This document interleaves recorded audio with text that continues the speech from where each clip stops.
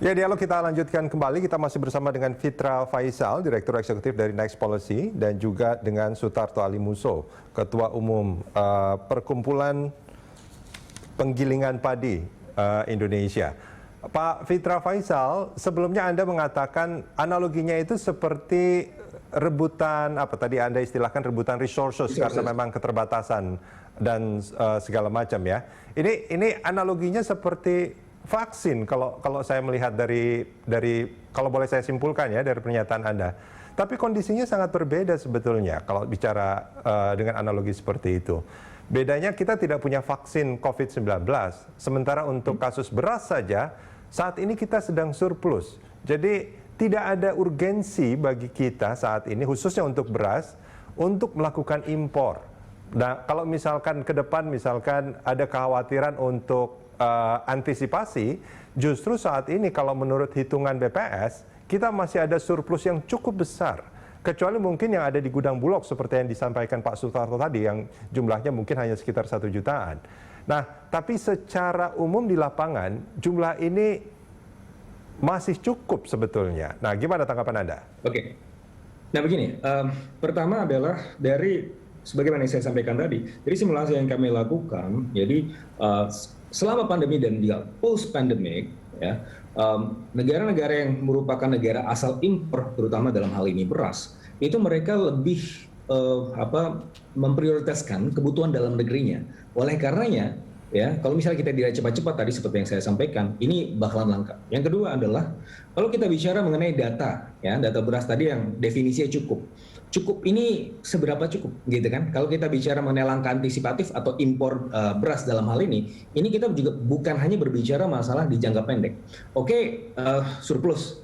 Tetapi kemudian ketika kita impor bukan artinya impor itu kemudian langsung membanjiri pasar dengan barang-barang impor. Enggak juga. Ini kan kita bicara masalah stocking aja.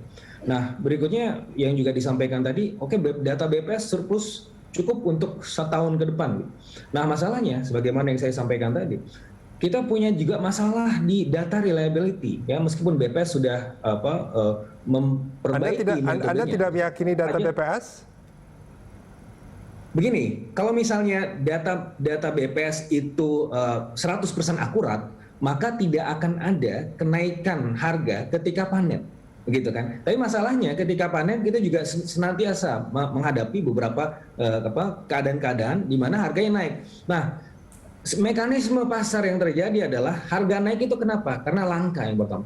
Atau kalau misalnya bukan langka, berarti ada masalah distribusi. Dua masalah. Dan sekarang itu harga beras itu sudah relatif turun bahkan 3 minggu terakhir. Betul. Tapi kan kita bicara mengenai dinamisme gitu ya. Harga bisa turun sekarang, tapi kita nggak tahu. Ada kemudian expected harga yang juga meningkat, ya, ada expected inflation yang juga cukup signifikan sepanjang bulan Ramadan gitu. Nah, itu kan juga harus diantisipasi.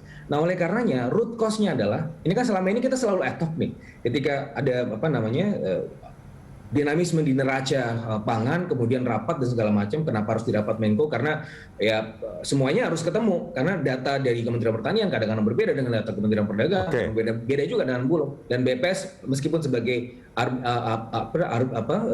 penengah atau arbitrer di sini, tapi tetap saja ini harus dikonsolidasikan karena memang data belum benar-benar akurat. Sehingga artinya menurut Anda rencana impor terutama beras ini tidak ada konsolidasi data atau mungkin koordinasi antar lembaga terutama BPS. Ini kan outcome saja. Ya, kenapa terjadi kisruh sekarang? Yang satu bilang impor, yang satu bilang tidak perlu. Karena berarti kan datanya nggak terkonsolidasikan dengan baik, begitu kan? Itu saja sebenarnya masalahnya. Sehingga kebijakan yang ada lembaga di pemerintah yang tidak atau meragukan data yang dimiliki oleh BPS. Loh, selama ini kan yang terjadi seperti itu, ya kan? Ketika misalnya ini BPS kan mengumumkan bahwa ini akan terjadi surplus. Kalau seandainya data BPS diragukan, lalu data siapa yang harus kita pegang untuk mengambil keputusan?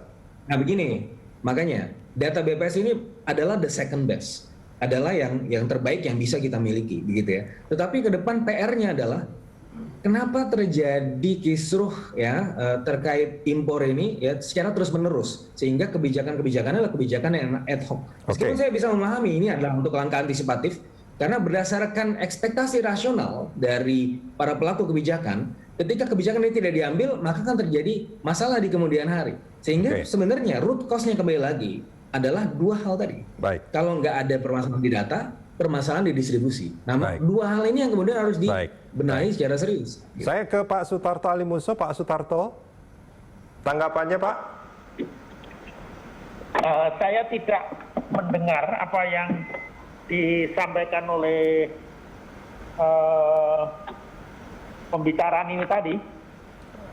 Nggak tahu, mungkin gangguan suara. Oke. Halo? Baik, Pak Sutarto, intinya Pak Fitra Faisal itu mendukung, betul ya Pak Fitra ya, mendukung rencana pemerintah untuk mengimpor dalam hal ini salah satunya adalah beras karena alasan antisipasi di masa depan. Karena ada dinamisme, ada apa namanya, kebutuhan yang dinamis di masa depan, dan yang kedua karena alasan keterbatasan resources karena pandemi di tingkat global. Nah, bagaimana menurut Pak Sutarto?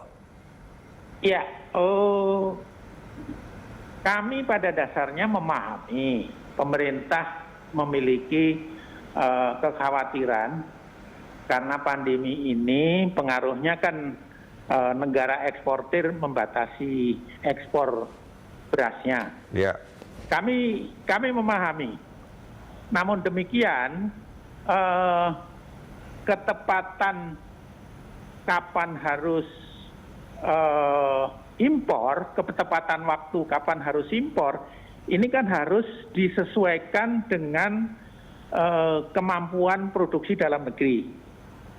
Nah, itulah yang sebenarnya harus menjadi pertimbangan penting. Dan menurut pengalaman selama ini,